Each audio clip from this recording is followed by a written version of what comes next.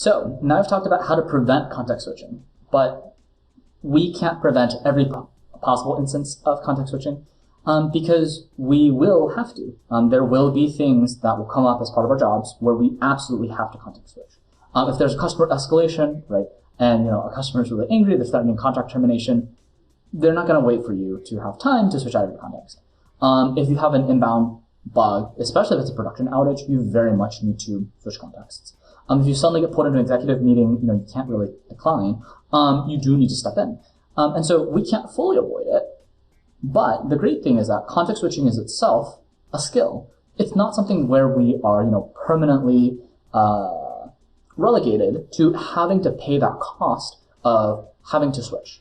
We can actually practice in a way where instead of it taking 25 minutes for us to ramp back into some other task, we can actually only need about 1 to 2 minutes to successfully switch contexts.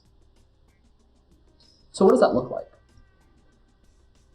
Well, there are really 4 pieces that help me context switch effectively, and I've seen this work well for students, colleagues, etc.